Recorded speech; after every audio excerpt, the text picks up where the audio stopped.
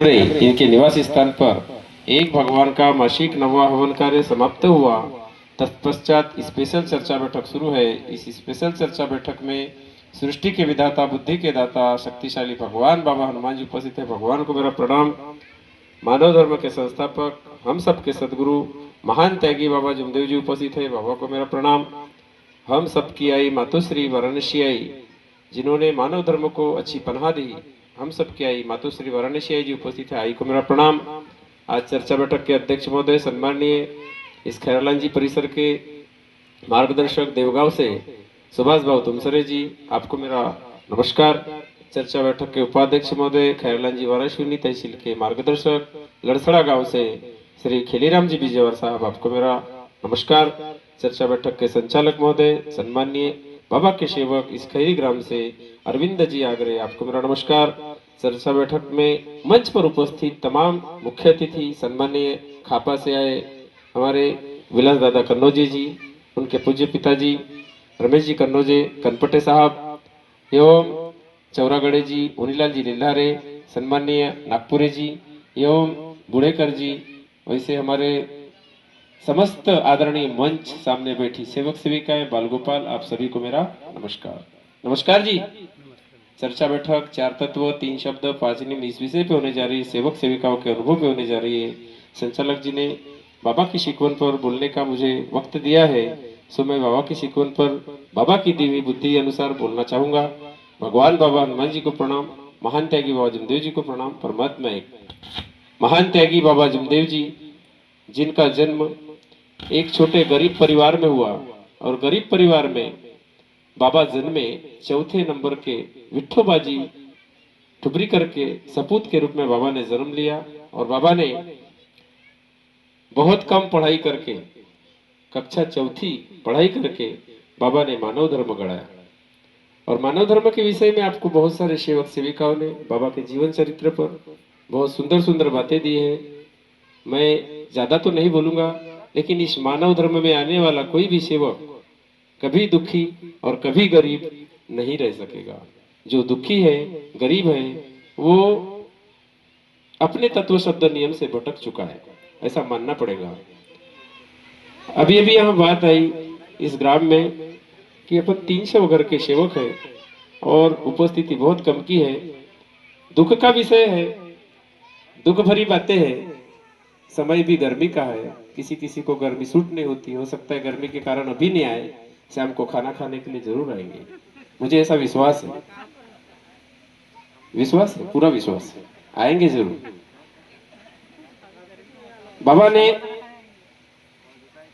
बाबा के समय का एक उदाहरण है। बाबा ने एक सेवक से कहा, बाबा सेवकों को बोलते थे जहां भी हवन कार्य होते थे, उस सेवक का मुझे नाम तो याद नहीं है, अनुभव में आया है। उस सेवक से कहा, बोले आज हवन में जाना है, चलेगा क्या? तो बाबा को उस सेवक ने जवाब दिया, नहीं बाबा, बोले आज बाजार का दिन है, मेरे धंधे पानी का सवाल है, आज नहीं आऊंगा। कोई बात नहीं। बाबा जब गए हवन कार्य को, मार्गदर्शन हो रहा था, मार्गदर्शन होते समय बाबा को वो सेवक दिखा, जिसने नहीं बोला था वो सेवक दिखा। चर्चा बैठक समाप्त हुई, बाबा ने बुलाया उस सेवक को, बोले इकड़े तू, इधर आओ। बोले तुम नहीं आने वाले थे, कैसे आ गए? क्योंकि बोले बाबा मैं बाजार में जब गया तो मेरा धंधा ही नहीं हुआ। मैंने सोचा, बोले कि अब फिर से कार्यक्रम में जाया जाए। प्रसाद ले बोले और चलता बन, प्रसाद ले और चलता बन, क्योंकि खाना हमने केवल 100 लोगों का बनाया है, 101 वह आदमी नहीं चलेगा। ऐसे बाबा शब्द के ऊपर खड़े रहते थे। लेकिन आज परिस्थिति वैसी नहीं है। सेवक दिन भर घर में मस्त, घर से ही आवाज सुनता है मार्गदर्शन, और शाम को मस्त खाना खाने के लिए घर को आता है। ऐसे सेवक को समझना चाहिए। गांव में ऐसा थोड़ा सा नियम बनाओ, थोड़ी सी पाबंदी डालो। चर्चा बैठक में भी नहीं आते ऐसे सेवकों को आप लोग बिल्कुल थोड़ा सा कड़ाई कर दो, ये जरूरी है। और एक बात है, इस गांव के लिए बोलने जा रहा हूं। टोले पर कुछ सेवक है, बस्ती में सेवक है, 3-4 मार्गदर्शकों के पास से कार्य लाते हैं। तो जैसे कोई कार्यक्रम होता है सार्वजनिक, जैसे सार्वजनिक बोलो या नवा हवन बोलो, इस कार्यक्रम में सभी दोनों बस्ती और टोले के सेवकों को एक दूसरे को खबर दो, इसके कारण भी संख्या बढ़ सकती है। लेकिन हम क्या करते, टोले के सेवक टोले पे निपटते, बस्ती के सेवक बस्ती में निपट लेते। कार्यकर्ता मार्गदर्शक कोई भी रहे, लेकिन खबर सेवकों को दो। ज्यादा दूर नहीं है, 500 मीटर की दूरी है टोले और बस्ती के बीच में। मुझे तो लगता भी नहीं कि 500 मीटर की भी दूरी होगी, टोला और बस्ती तो एक ही लगती है। चलो जाने दो, इन बातों को बोलने से कोई फायदा नहीं। आप लोग अगर आदेश का पालन करते हैं तो ऐसा किया करो। जिससे बाहर के लोग आते हैं तो ऐसा लग रहा है मुझे, आज खापा के सेवक आए, बोले साला हमारे इधर बहुत संख्या कम है। संख्या कम ही नहीं, ज्यादा एमपी में भी संख्या बहुत ज्यादा है, लेकिन अब करोगे क्या, गर्मी भी ज्यादा है, बारिश का भी समय लोगों को खार भरना है, वो जाने। बाबा ने जो चीजें हमको बताई वो बात आपके सामने एक अनुभव के माध्यम से रखने जा रहा हूं। सत्य घटना है, ध्यान से सुनना। घटना ऐसी है कि अगर समझ मन से, दिल से, अंतरात्मा से सुनेंगे तो शायद आपके रोंगटे भी खड़े हो सकते हैं। एकदम नई घटना आपके सामने बताने जा रहा हूं। मानव धर्म में कैसे कैसे लोग आए। तहसील तिरोड़ा, गोंदिया जिला, गुमाधावड़ा गांव का नाम। गुमाधावड़ा में राजेश मूलचंद कटरे, राजेश मूलचंद कटरे, राजेश नाम का लड़का, मूलचंद उसके पिताजी का नाम और कटरे उसकी सरनेम। पवार समाज। अदानी पावर प्लांट में वो सर्विस करता था, नौकरी करता था, आज भी करता है। 6 दिसंबर की घटना है, 6 दिसंबर 2017 की घटना है। क्या हुआ, काय झालं, मराठी में बोलना पड़ेगा, हिंदी में ना, दोनों आती है अपने को थोड़ी थोड़ी, नागपुरी। मराठी भी बोलूंगा, हिंदी भी बोलूंगा। घटना ऐसी घटी, शाम को 6 बजे अपने ड्यूटी से आया, उसके तरफ साल या 1.5 साल से शादी हुई थी। उसकी पत्नी का नाम कल्पना, माँ का नाम येसनबाई, पिताजी का नाम मूलचंद और स्वयं का नाम राजेश। उसके तरफ एक 1.5 माह की बच्ची थी, मात्र 1.5 महीना हुआ एक लड़की ने जन्म लिया। तो शाम को ड्यूटी से आया, लड़की कुछ दवाई बोलो या उसके हगीश वगैरह जो भी उसके कपड़े उपड़े लेने के लिए वो शाम को ड्यूटी से आया और तिरोड़ा वहां से 2 किलोमीटर है मात्र, तिरोड़ा उस बच्ची के कुछ सामग्री लेने के लिए गया। तो उसको 7 बज गया, 8 बज गया, घर को नहीं आया। पत्नी फोन करती, कल्पना, अजी बोले आप इतनी देर तक नहीं आए, कहाँ हो? बोले मैं तिरोड़ा में हूँ, थोड़े से दोस्त लोग मिल गए हैं, आता हूँ। बोले जल्दी आओ, घर को प्रार्थना करेंगे और खाना खाएंगे। बोले बिल्कुल मैं आया। 5 या 7 मिनट लगता था गुमाधावड़ा से तिरोड़ा के लिए, हाईवे रोड है, बीच में खैरबोड़ी गांव। आधे घंटे के बाद ठीक 9 बजे कल्पना बाई, उनकी सासू माँ और उनके ससुर घर में थे और 1.5 माह की बच्ची। उस समय उनके पास एक आदमी आया, आदमी यार बताने लगा रात के 9 बजे कि बोले तुम्हारे घर का लड़का राजेश रोड पे गिरा है, मोटरसाइकिल बाजू में गिरी है, और बोले उसको हम उठा रहे हैं लेकिन उठ नहीं रहा है, देख भी नहीं रहा है, बोल भी नहीं रहा है, न जाने उसको क्या हो गया। तो ये लोग सब घबरा गए, पूरे परिवार के लोग गए, आजू बाजू के भी लोग गए, उसको उठाए लेकिन वो उठा नहीं। उसको उठाकर तिरोड़ा हॉस्पिटल में ले गए, बोलना भी बंद हो गया, एक बूंद खून भी नहीं निकला है, कुछ भी नहीं, रोड पे गिरा था। कैसा मार लगा, कैसा एक्सीडेंट हुआ और किसके साथ एक्सीडेंट हुआ कोई बता भी नहीं रहा है। घबरा गए, तिरोड़ा वाले ने भर्ती नहीं लिया हॉस्पिटल में, उसको गोंदिया ले गए, गोंदिया में भी भर्ती नहीं लिया, बोले इसको क्या हुआ क्या नहीं। उसको सेंट्रल पॉइंट नागपुर यहां भर्ती की। वो लड़का 54 दिन भर्ती रहा, 54 दिन तक के बात नहीं किया, देखना नहीं, बोलना नहीं, उंगली तक नहीं हिलाता था, पानी तक नहीं पीता था, कुछ भी नहीं। डॉक्टरों ने उसकी तपाशनी किया तो उसके इस भेजे के अंदर मार लगा था सर में। तो डॉक्टर ने बताया, बोले ये कोमा में चला गया, 54 दिन तक के कोमा में रहा। अब बोले तुम पैसा लाओ, इसका ब्रेन का ऑपरेशन करना है। बोले पैसा कितना लगेगा? बोले पैसा कितना लगेगा इसकी गारंटी नहीं है, इसको 50 लाख भी लग सकता है, 60 लाख भी लग सकता है, करोड़ भी लग सकता है, डॉक्टर कह रहा है। और बोले एक बात ये भी, इसका ऑपरेशन सक्सेस होगा नहीं होगा ये भी गारंटी नहीं है, ये भी गारंटी नहीं है। माँ बाप रोने लगे, पत्नी भी रोने लगी, 1.5 माह की बच्ची और कमाने वाला अकेला। अब करे तो पिताजी भी पैरालिसिस से परेशान थे या कोई तो भी परेशानी थी उनको। अब इधर में क्या होता है, वो वहां भर्ती है, इसकी पत्नी कल्पना बाई और उसकी माँ, ये दोनों विचार करते हैं, बोले हम इतना पैसा लाएंगे कहां से। उन्होंने जमीन बेच दिया 16 लाख रुपए की, और 16 लाख रुपए ऑपरेशन को लगाया, परंतु फिर भी आराम नहीं मिला उसको। आराम जब नहीं मिला, तब पत्नी कल्पना विचार करती, बोले बहुत सारे लोग मानव धर्म में जाते हैं, परमात्मा में जाते हैं, बहुत सारे लोगों को आराम मिल जाता है, बोले हम भी जाएंगे क्या। तो सेवक के घर गए और दोनों सास बहू भगवान से विनती करने लगे। सुबह भी जाते थे नहा धो के, शाम को भी जाते थे। सेवक बताते थे, बोले करते जाओ, तुम कार्य नहीं लिए। भगवान की विनती करते, हे भगवान बाबा हनुमान जी, मेरे पति देव को बचाओ। डॉक्टर ने कहा बचने की भी गारंटी नहीं। माँ भी कहती है, बाबा हनुमान जी, महान त्यागी बाबा जमदेव जी, मेरे बच्चे को बचाओ, मेरा पालनहारा कोई नहीं, मैं भी बूढ़ी हो गई, मेरे पति भी बूढ़ा है, बहू नई नई है, उसकी बेटी 1.5 माह की है, इसने पड़े परिवार का परवरिश कौन करेगा। भगवान बाबा हनुमान जी, हमारा बेटा कोमा में पड़ा है नागपुर सेंट्रल पॉइंट में, अब हम आपके सहारे हैं। ऐसा कह के रोज विनती करते थे, पर खबर एक भी दिन नहीं आती थी। रोज डॉक्टर के फोन का इंतजार करते थे, नागपुर के कि डॉक्टर का फोन आएगा। एक दिन विनती करते करते फोन आया नागपुर से। सेवक के घर में बैठी थी कल्पना, उसकी पत्नी, फोन आया, बोले नागपुर से खबर आई है। दौड़ते दौड़ते फोन वाले के पास गई और उससे बात की। डॉक्टर से बोले तुम्हारे पति देव ने बोले 1 उंगली हिलाया है पांव की, 1 उंगली हिलाया। इधर विनती किए और उधर से फोन आया और बोले फिर से उंगली शांत कर दिया, बोले आप आओ देखो। देखने गए, पैसे खर्चे होते थे, रहेगा कौन, इसलिए वो कोमा में के आईसीयू में रहता था। सेवक भाइयों बहनों, बहुत सारे दिन बीत गए, ऐसे 1 महीना बीत गया, कोई खबर नहीं, सब चिंता में रहते थे। रात दिन रोती थी पत्नी, और पत्नी भगवान से भी विनती करती थी, परंतु सेविका बनने को थी उस समय बाबा से। और पति पत्नी का प्रेम ऐसा प्रेम होता है कि आप जानते हो, किसी बाई का पति अगर इतनी बड़ी मुसीबत में हो, उस बाई के दिल पर क्या गुजरती हो। तो वो बाई कहती है, भगवान से मन ही मन विनती करती, कहती क्या, मेरे प्राणनाथ लौट के आओ।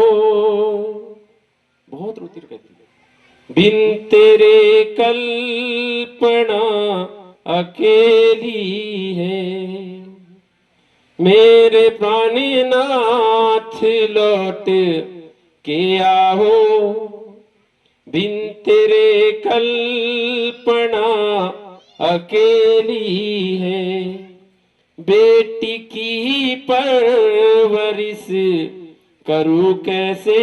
ये 1.5 माह की बच्ची है, इसको मैं कैसे पालूंगी, किसके सहारे छोड़ूंगी भगवान।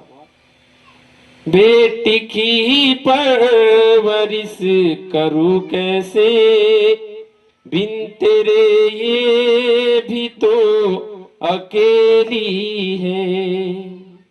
ये भी भजन मैंने लिखा है, पंचरंगी है। बहुत विनती करती भगवान से, रात दिन रात दिन रात दिन। 16 लाख रुपए खर्च हो गए, 1.5 एकड़ जमीन बेच दिए, कोई सहारा नहीं बचा। अब किसको बुलाऊं, कहां जाऊं। अचानक उस गांव में ऐसा 9वां हवन हुआ। 90वें हवन की विशेषता बता रहा हूं। उस गांव में 9वां हवन हुआ। 90वें हवन में मार्गदर्शक लोग आए। मार्गदर्शक वहां पर प्रदीप भाऊ चौधरी मुक्काम बड़ेगांव, जो आज मंडल के सह सचिव बने हैं, वो पहुंचे। तो सेवकों ने बताया, जी बोले एक परिवार ऐसा है कि जो रात दिन विनती कर रहा है, उनका लड़का बोले भर्ती है वहां, उसका सिर का ऑपरेशन हुआ, यहाँ से पूरा माल निकाल लिए सिर का। ये दोनों स्केल जो होती है ना, जिसके सहारे इंसान खड़ा है, ये दोनों स्केल निकाले, उसके बाएं पांव में लगाए। यानी कितनी बड़ी दर्द भरी घटना है। यानी उसका यहाँ का पूरा भागा ही नहीं है। अब आगे बताऊंगा कि क्या होगा। तो प्रतिभा चौधरी को सेवकों ने उनके घर ले गए, बोले चलो वहां बैठते हैं। प्रतिभा चौधरी ने उनको मार्गदर्शन किया, बोले आप कार्य तो ले ही लो, ऐसे कार्य मत करो, इसके उसके यहाँ जाकर खुद में बाबा की जोत जलाओ। उसके माँ को, यशन बाई को कार्य दिए।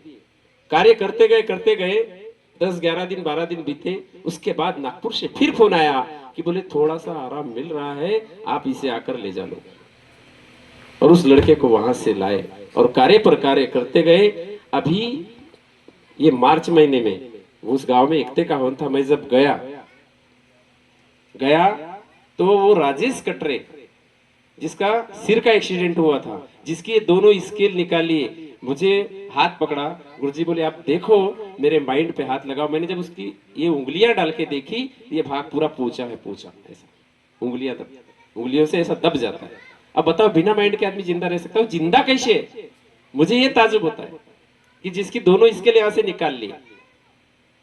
ये सब भगवान बाबा हनुमान जी और महान त्यागी बाबा जुमदेव जी की कृपा है। कैसे कैसे अनुभव है।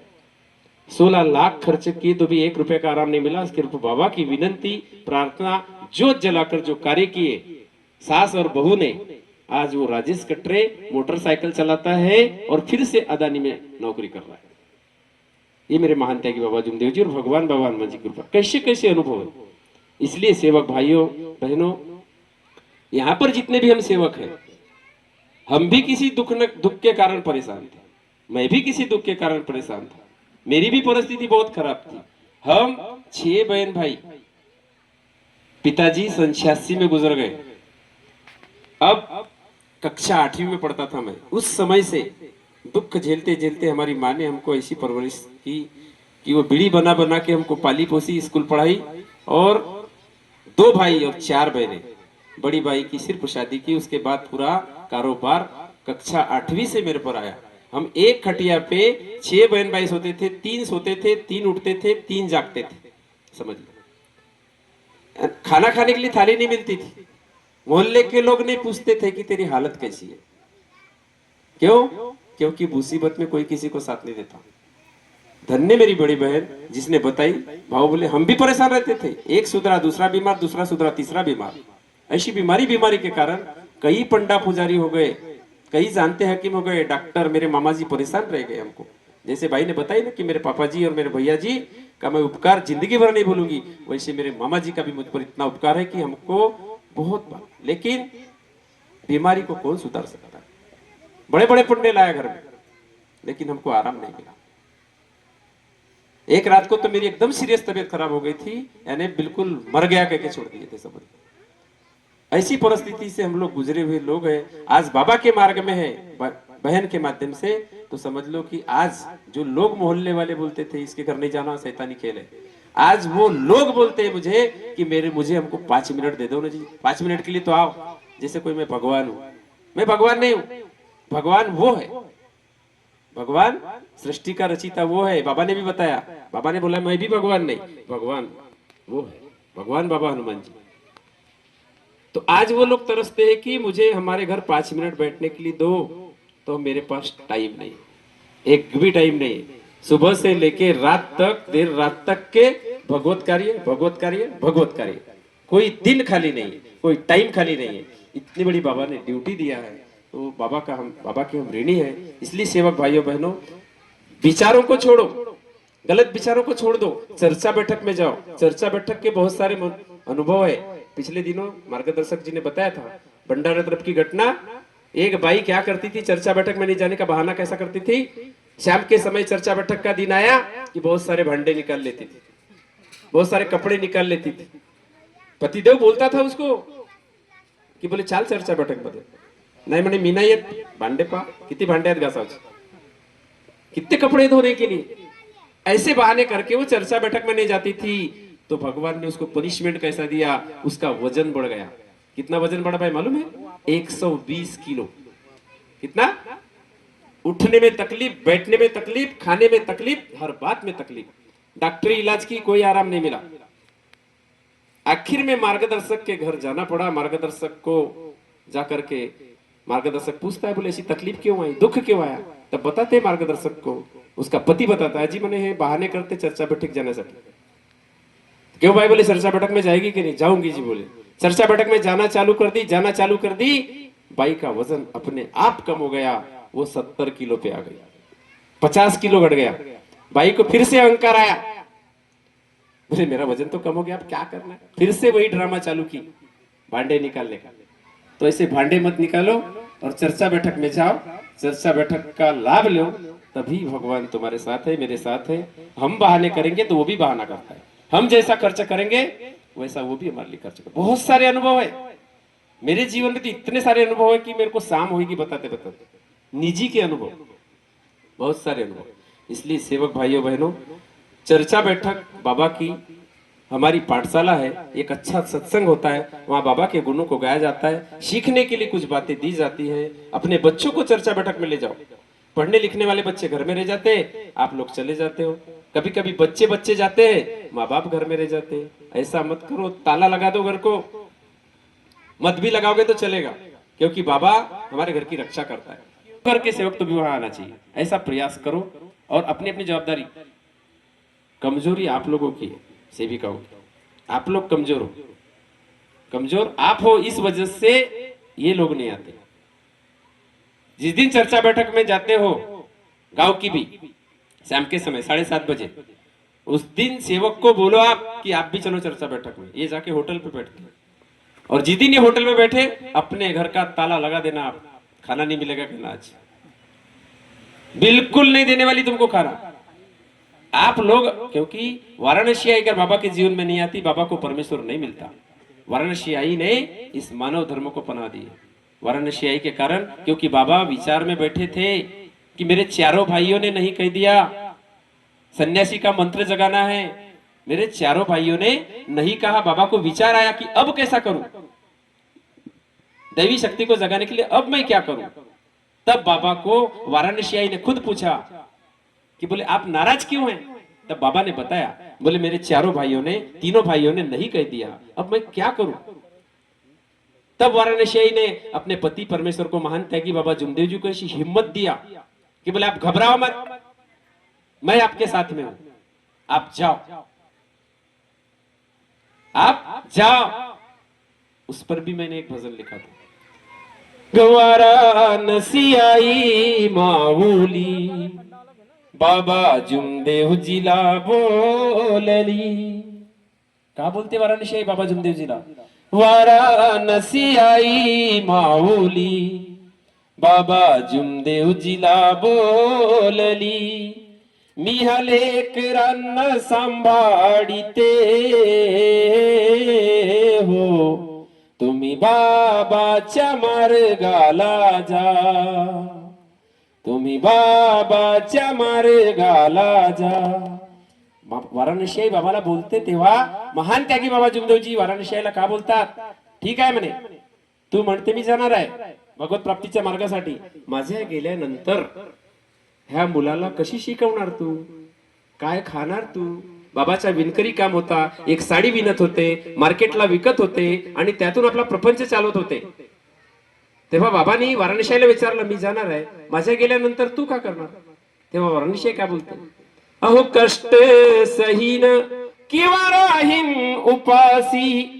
तुमच्यासाठी, या परिवारासाठी, या समाजासाठी वाराणसी आईने असे कार्य केले। कष्ट सहीन किंवा राहीन उपासी, अहो चिंता नाही मला माझ्या जीवाची, चिंता नाही मला माझ्या जीवाची। तुम्ही कृपा प्राप्त करा एका भगवंताची, आणि साथ आहे माझा करा हो मनाची, साथ आहे माझा करा हो मनाची।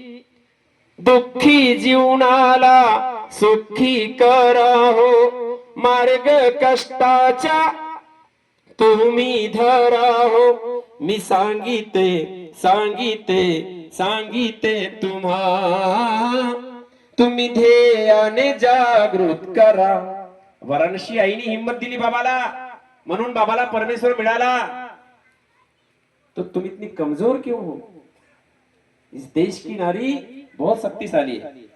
आप चलो चर्चा बैठक में आने वाली 15 तारीख को, ऐसा हिम्मत बनाओ, छोड़ दो इनको। आप लोग मीटिंग लो एक, वो तुम्हारे पीछे पीछे आएंगे बराबर। गलत बोल रहा हूं क्या। और चर्चा बैठक तुम्हारे कारण कमजोर होती है, तुम उनको चल बोलो, बराबर ले जाओ, बच्चों को ले जाओ। दुःखी जीवनाला सुखी करा हो, मार्ग कष्टाचा तुम्ही धरा हो। मी सांगिते सांगिते सांगिते तुम्हा, तुम्ही ध्येयाने जागृत करा, आहे प्रेमाचा मार्ग बरा। मी हा परिवार सांभाळीते हो, तुम्ही बाबाच्या मार्गाला जा, तुम्ही बाबाच्या मार्गाला जा, अशी बोलते वाराणसी आई. तुम्ही पण तसे करा, वाराणसी आईचे अनुसरण करा. कारण आई ग, वाराणसी आई कशी होती? आई ग सेवकांची आहे माय माऊली. स्वतःची लेखणी आहे, मेरा विषय मराठी नहीं है, गाने सुनना कभी. आई ग सेवकांची आहे माय माऊली, जिने मानव धर्माला दिली सावली हो, जिने मानव धर्माला दिली सावली. आई ग सेवकांची आहे माय माऊली हो. धन्यवाद, नमस्कार.